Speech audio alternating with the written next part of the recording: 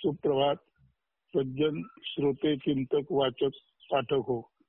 आजच्या प्रवचनाला सुरुवात करताना आपण एक परिच्छेद इंग्रजीचा वाचणार आहोत.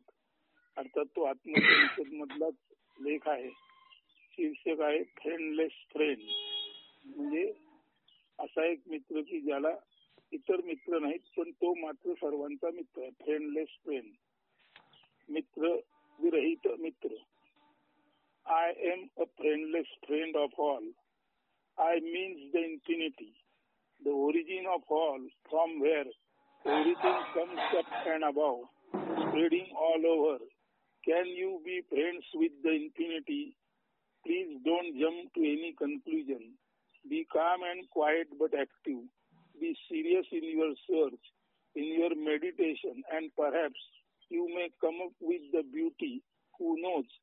You can get your beloved, your one and only single friend, that is the infinity. But then, how can you remain there in the realm of truth, so that, because where you are not, that is there.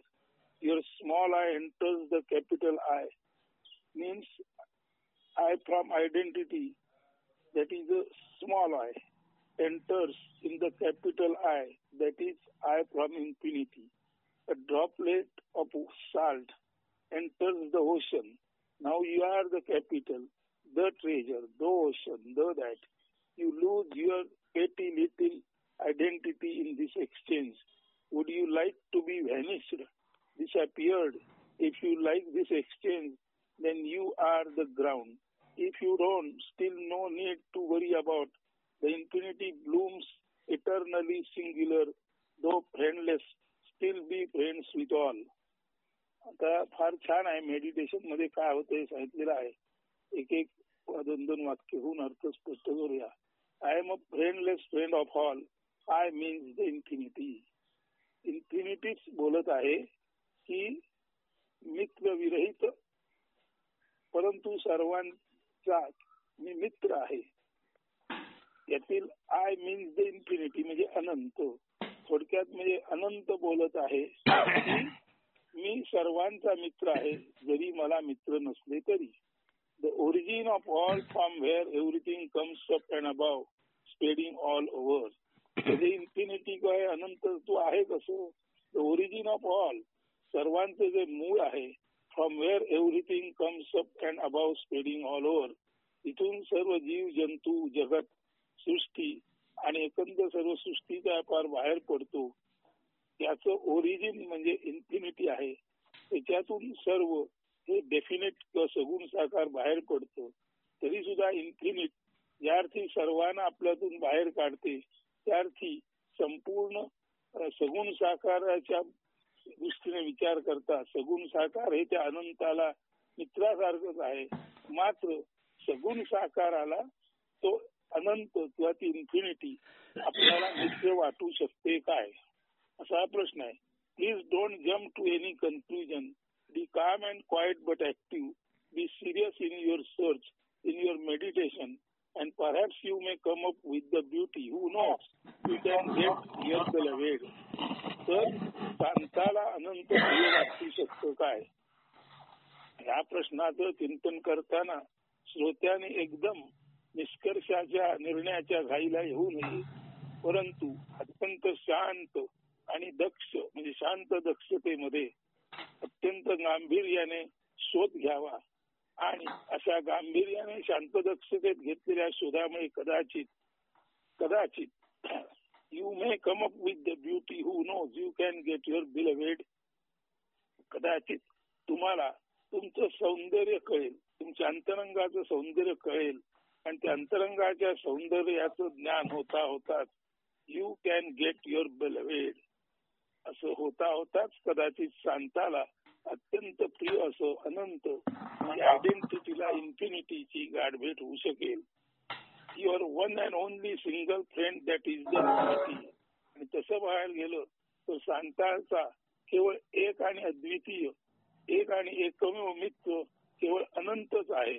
आणि अशी जर तुमची आणि त्या अनंताची म्हणजे शांताची आणि अनंताची अत्यंत शांत दक्षतेत केलेल्या ध्यानामुळे भेट झाली कदाचित तुम्हाला जाणवेल की तुमचा केवळ आणि केवळ अत्यंत प्रिय असा जो साथी म्हणजे अनंत तुम्हाला भेटला आहे किंवा शांताला अनंताची भेट झाली तर कदाचित शांताला म्हणजे सगुण साकाराला निर्गुण निराकार हाच आपला शाश्वत मित्र आहे पटू शकेल.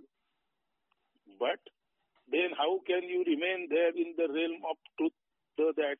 तर हे अनंत हेच परम सत्य आहे, त्यालाच द दॅट म्हणजे तत् असं म्हणतात. तर अशा परमसत्यामध्ये तत् मध्ये मग असं आपलं अस्तित्व विरघळून तुम्ही त्या अनंताच्या क्षेत्रामध्ये कसे राहू शकाल. But then how can you remain there in the realm of truth the that because where you are not that is there.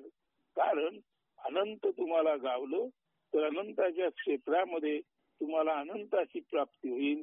परंतु त्याच वेळेला ते अनंत किंवा तत्सत दॅट म्हणतात त्याच्यामध्ये तुम्ही प्रवेश केल्यानंतर ते अनंतच राहील आणि तुम्ही राहणार नाही. कारण अनंतामध्ये प्रवेश करणारा अनंतच होतो. अनंतामध्ये शांत गेलं किंवा इन्फिनिटी मध्ये आयडेंटिटी गेली की इन्फिनिटी राहते आणि आयडेंटिटी जाते. यालाच म्हणतात where you are not that is there. इथे बाबा रे मी तू नसतो, तिथे ते म्हणजे तत्सत असते. असं जर आहे तर त्या क्षेत्रात गेल्यानंतर आपल्या मर्यादिततेचा नाश होणार आहे आणि अमर्यादिताची शाश्वत जाणीव होणार आहे. तर आता पुढे विचार करण्याची गोष्ट आहे की the that because where you are not that is there. तुम्ही गेल्यानंतर तुम्ही नष्ट झाल्यानंतरच ते तिथे उगवतं. Your small I enters the capital I. आयडेंटिटीतला आय हा लहान आय आहे आणि इन्फिनिटीतला आय हा कॅपिटल म्हणजे प्रमुख आय आहे. तर लहान आय म्हणजे मी महान आय मध्ये म्हणजे दॅट मध्ये प्रवेश करतो. जसं a droplet of salt enters the ocean.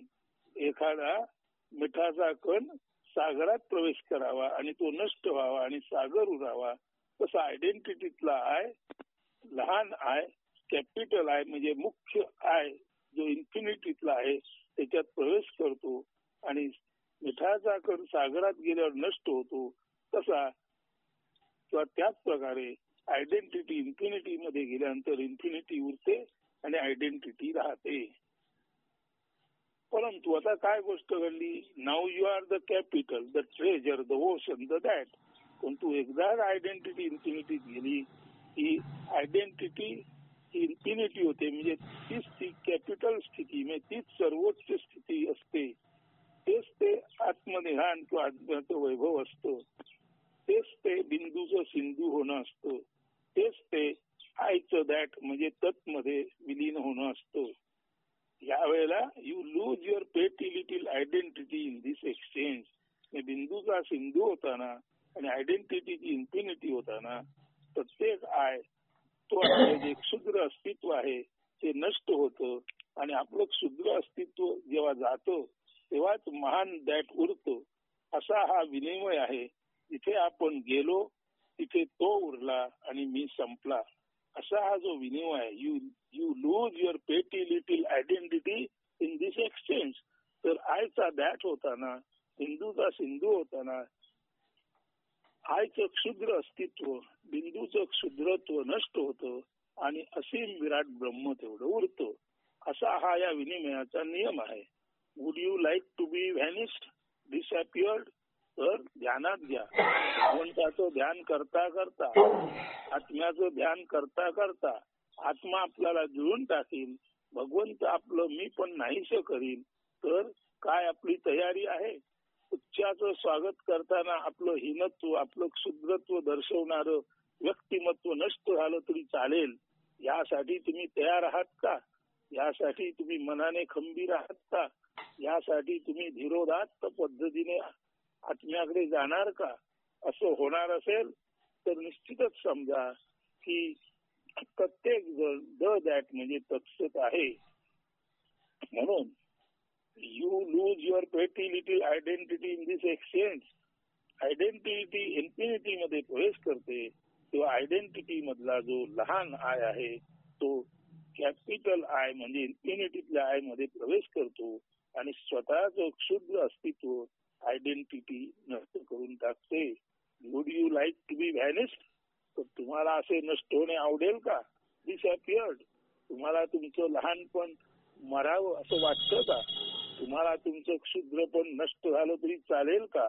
If you like this exchange then you are the ground.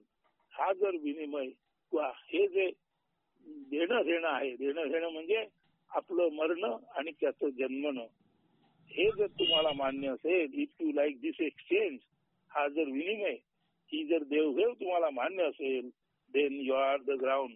तर निश्चितच यू आर द ग्राउंड. तुम्हीच ते स्वयमेव ब्रह्म आहात. If you don't, still no need to worry about.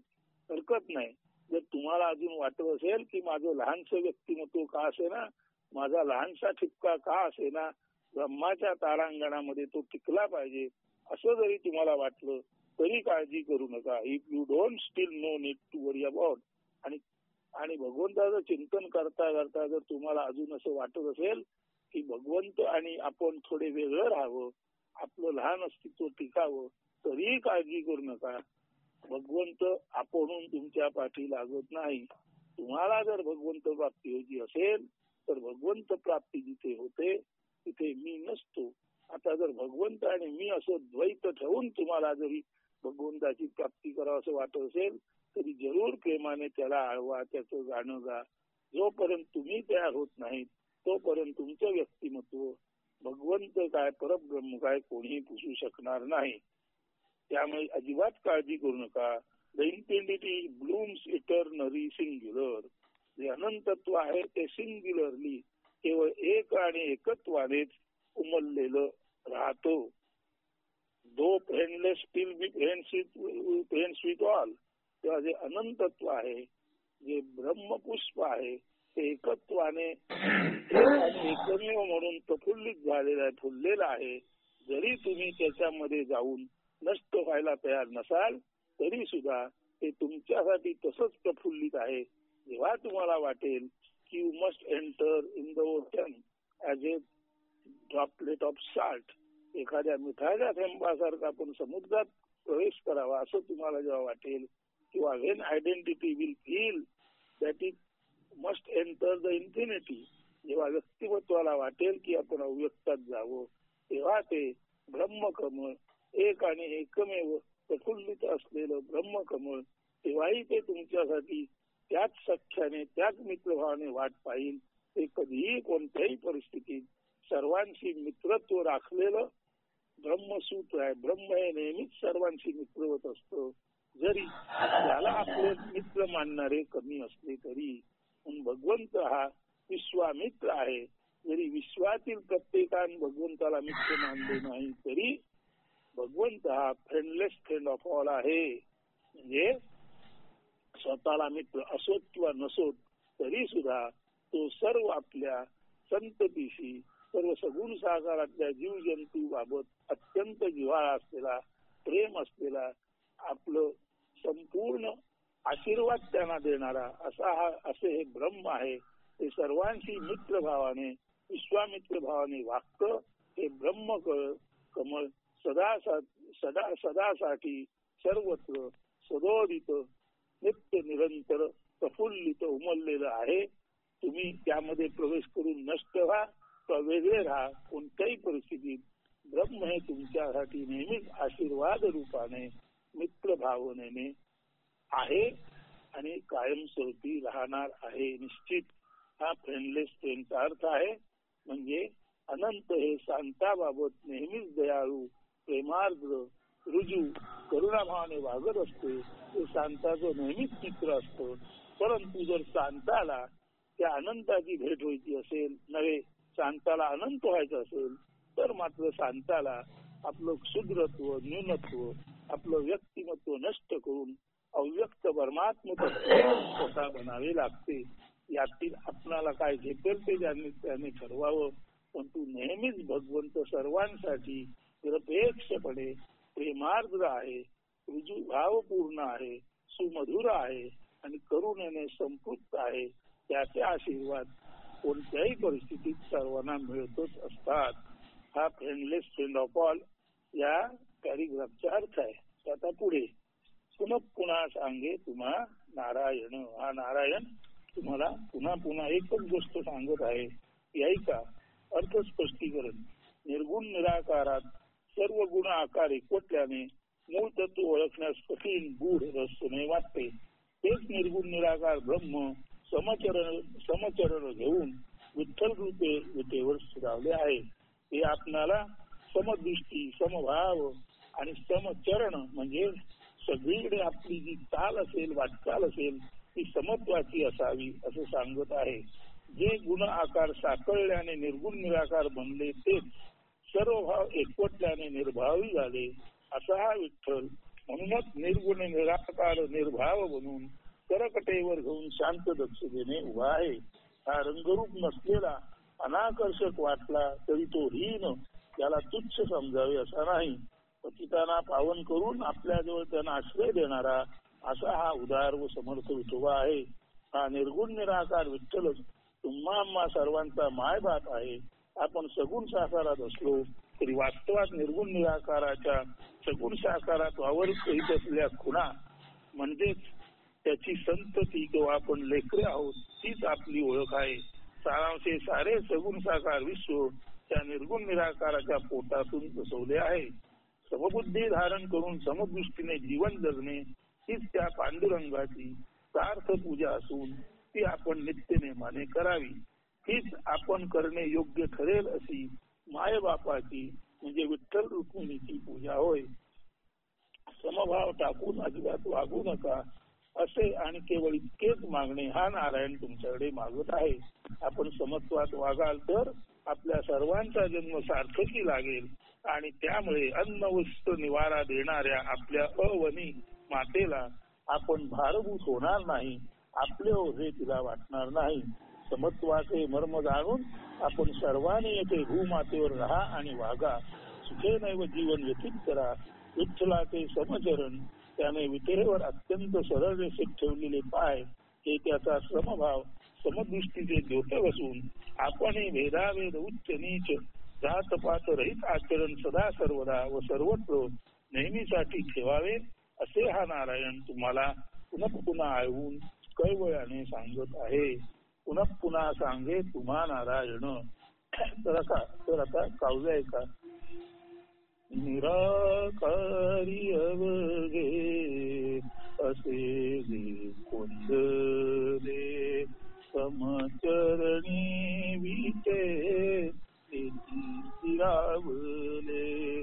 निर्गुणाचे सार केवळ निर्भाव कथेवरी हात शांत दक्ष भाव.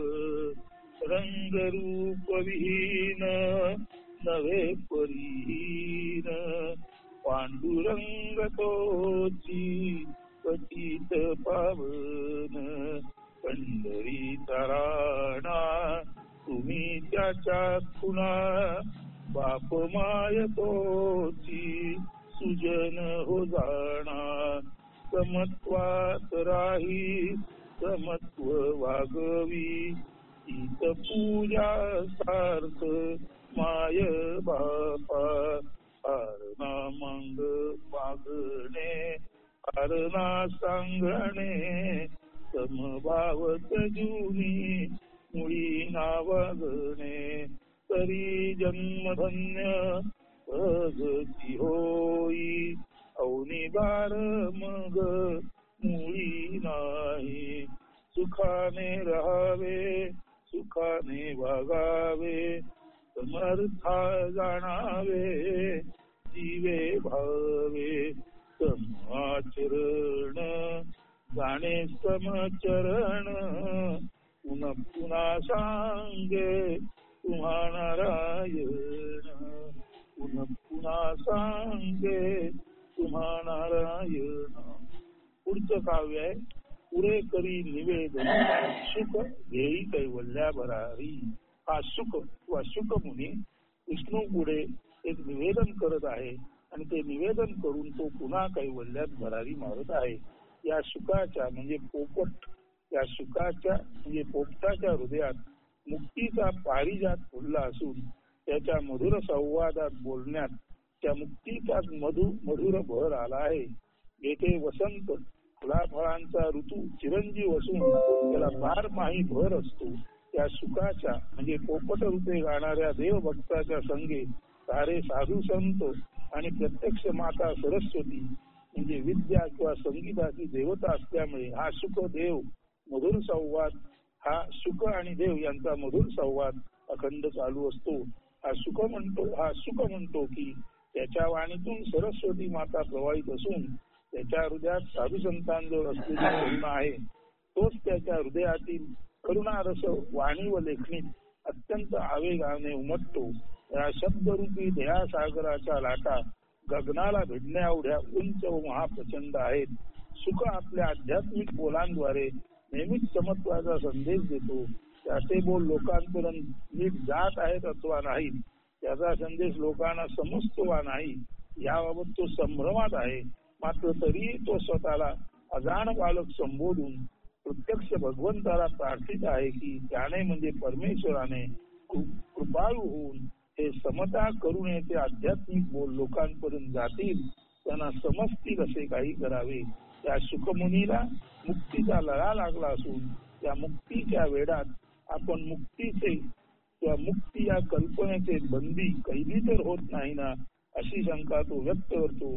शेषशाही नारायण म्हणजे परब्रह्म क्षीरसागरात शांतदक्षतेने पोहोचला आहे. त्याला आपले हे समता करुणेचे आध्यात्मिक निवेदन सादर करून सुख पुनश्च कैवल्यात उंच भरारी घेत आहे आणि अदृश्य होत आहे. पुढे करी निवेदन सुख येई कैवल्या भरारी. आता सुख काय म्हणतो बघा. अंतरात कैवल्याचा पारिजात फुलला, मम मधुर संवादी तोची बरला.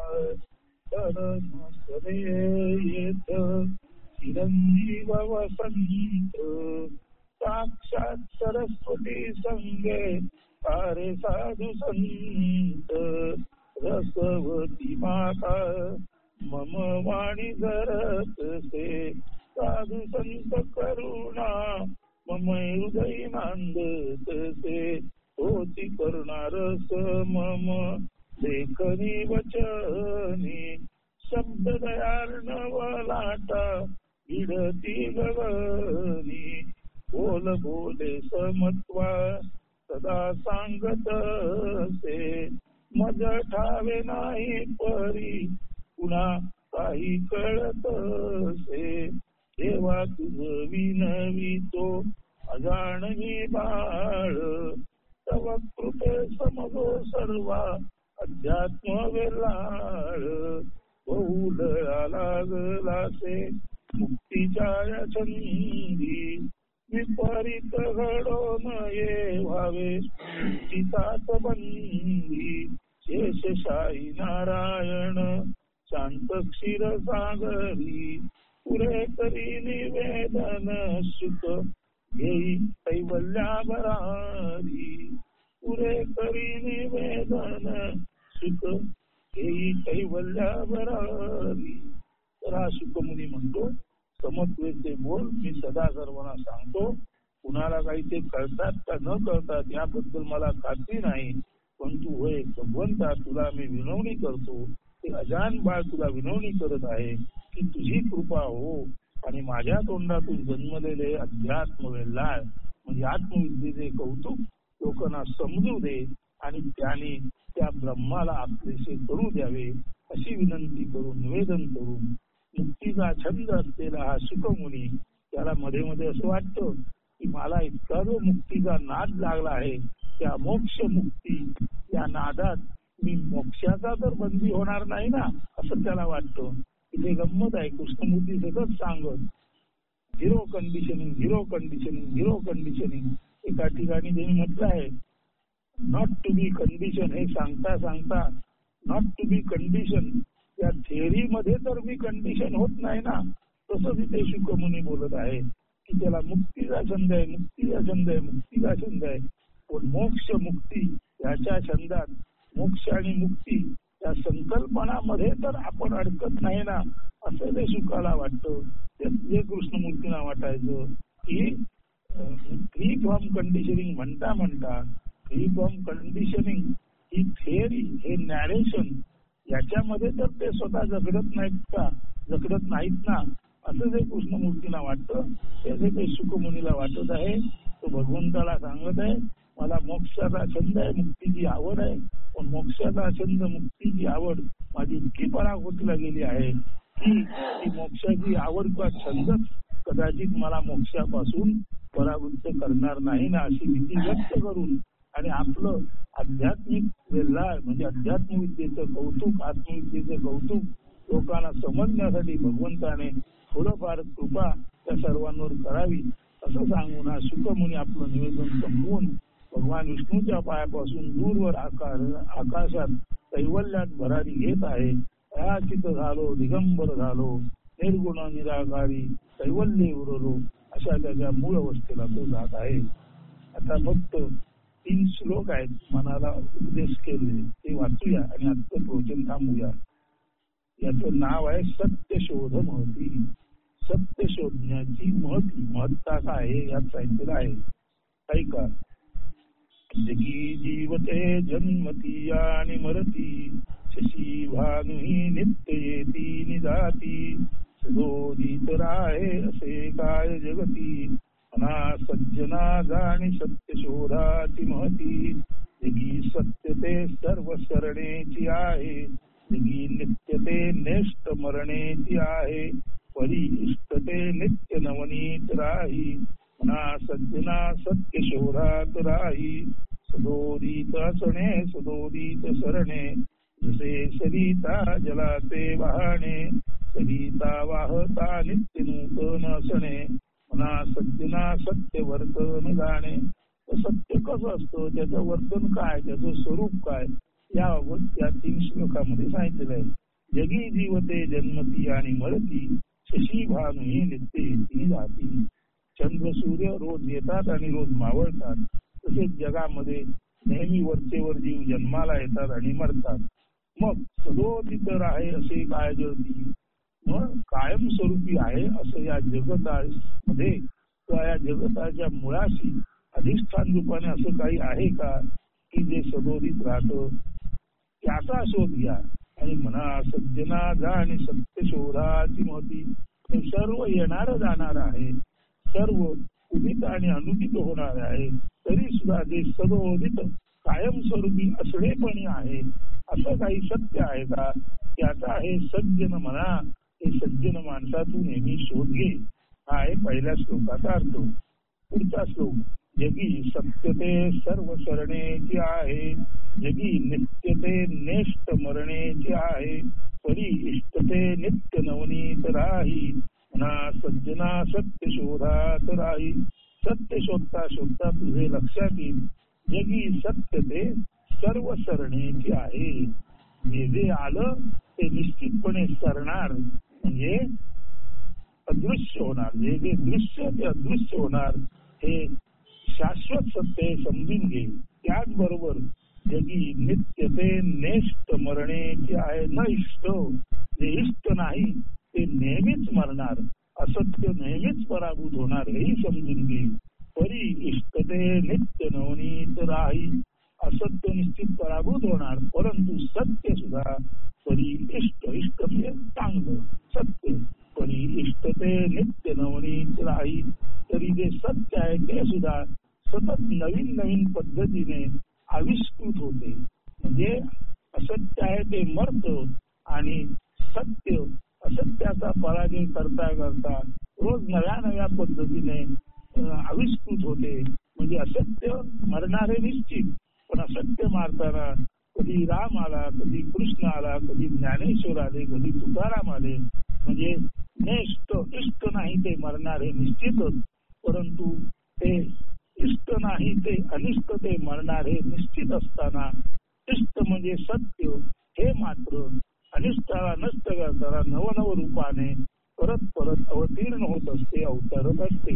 म्हणून जगी सत्यते सर्व शरणेची आहे. जगात एकच गोष्ट सत्य आहे की जे आलं ते जाणार.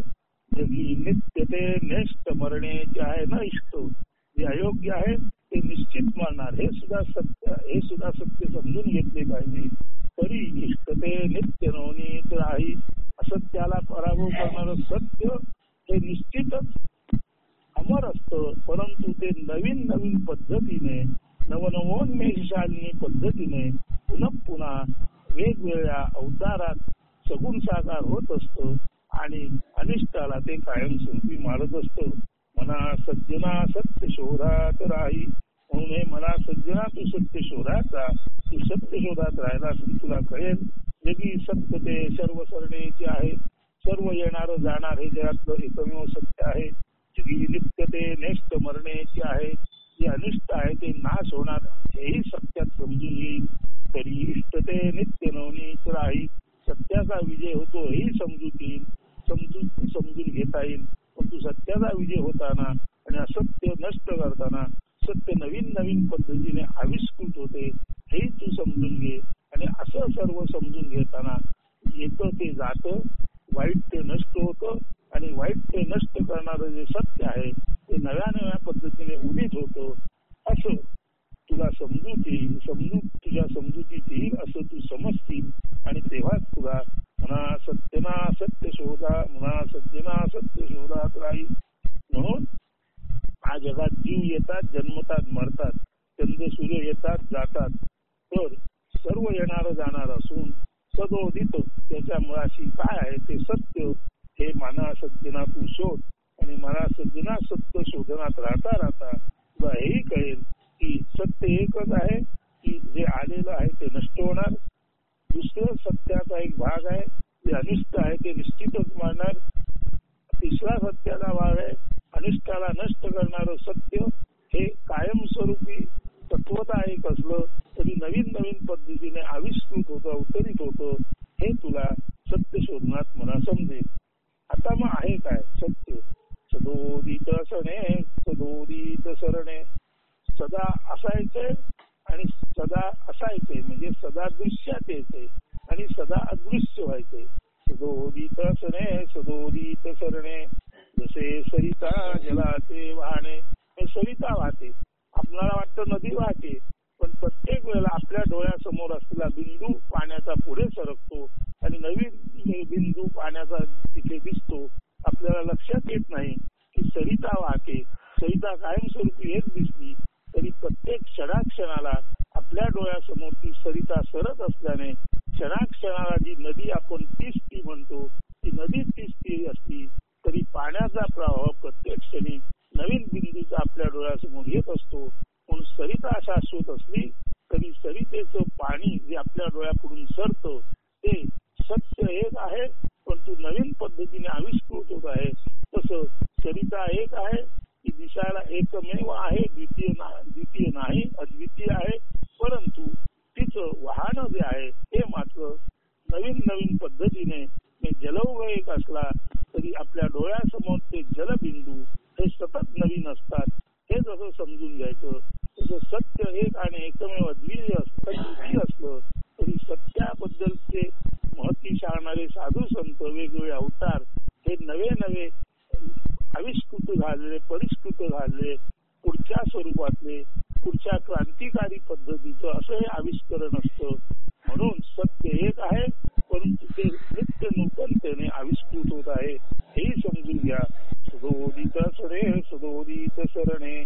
जसे सरिता जलाचे वाहणे. सरिता वाहता नित्य नूतन असणे. सरिता दिसायला एक असली तरी वाहताना ती नेहमीच नित्य नूतन जलौघ आपल्या डोळ्यासमोर आणत असते.